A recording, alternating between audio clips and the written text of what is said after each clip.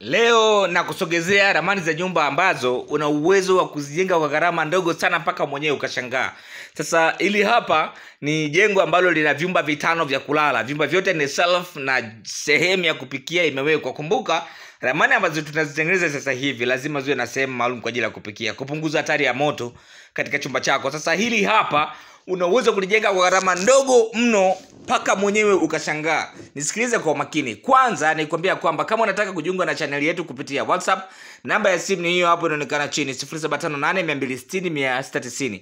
Nitumie message WhatsApp, niandikie neno niunge au unaweza kuandikia ni add. Nitakutumia link ambayo kupitia link hiyo utaingia kwenye WhatsApp channel yetu na usisahau kubonyeza neno follow, ili kila tunapokuwa tunaweka ramani basi WhatsApp unakuwa unaziona bila hata kuingia kwenye mitandao mingine ya kijamii.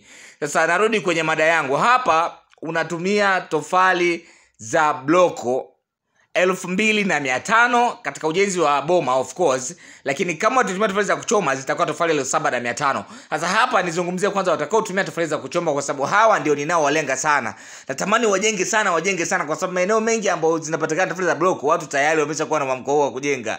Mpaka imefikia hatua sasa wanatumia tofali za bloko. Kwa hiyo wale ambao wanapatikana tofali za kuchoma wanapatikana huko, yani kama eneo lako tofali za kuchoma zinapatikana, wewe ndio unakulenga hapo, kwa sababu jengo kama hili hapa sio lazima ulijenge kwa simenti full mwanzo mpaka mwisho kwenda juu. Hapana, nitakutajia vipengele muhimu vya wewe kujenga kwa simenti. Cha kwanza, wakati ukaandaa msingi utatakiwa kutumia simenti vizuri tu, sawa. Baada ya hapo kuinua boma unaweza ukatumia tope la kawaida la udongo mpaka usawa wa renta, na baada ya hapo ukafunga mkanda wako wa renta, and then baada ya hapo ukamalizia kwa kujenga kwa simenti. Hapo utaokoa gharama kwa karibia 40% ya budget ambayo ungetumia wakati wa kujenga kama ungejenga kawaida kwa simenti. Of course ninapenda kuambia hivi kwa sababu nimefanya utafiti. Haina madhara sana na haina madhara yoyote yale, isipokuwa tu inafanya jengo lako kuwa imara na kuwa bora zaidi.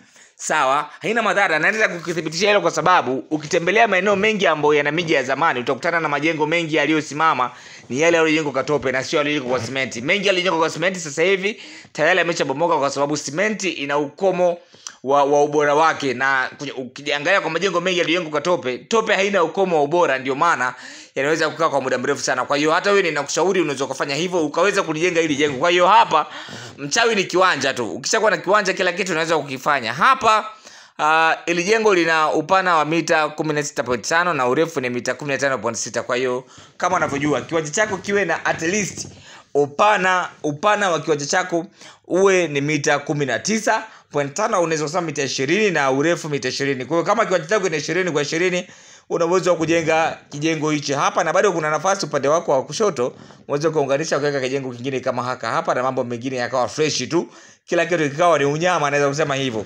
Na nikukumbusha kwamba ili jengo pamoja na kwamba nimekutajia idadi ya tofali za blocks na tofali za kuchoma zitakazotumika hapa, bado unafuu wake unaendelea kujidhihirisha, kwa sababu upande wa bati zinazoenda hapo, bati ni 90 za futi 10 na mbao zake za kenchi ni 200 kamili. Unaweza kuona namna gani mavuka jengo kanaonekana hapa.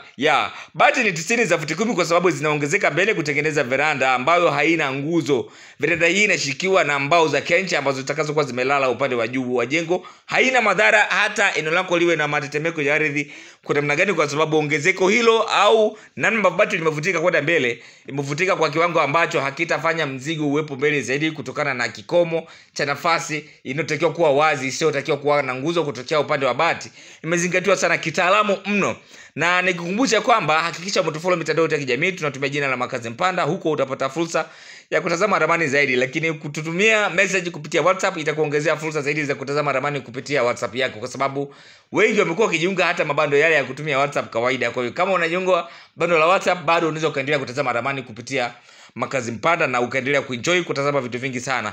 YouTube tunapatikana kwa jina la Makazi Mpanda. Kama ni mpenzi wa kutazama videos kama hizi ninazozizungumzia hapa, basi usiache kusubscribe katika YouTube channel yetu kuendelea kutazama zaidi huko, lakini pia kutufollow mitandao mingine yote ya kijamii. Ndio ujanja of course, ili kuhakikisha kwamba familia yetu inaendelea kuwa kubwa na tunapata nguvu zaidi ya kuendelea kukuwekea vitu kukea ramani nyingi zaidi katika mitandao mbalimbali ya kijamii. Karibuni sana na asanteni kwa kunisikiliza.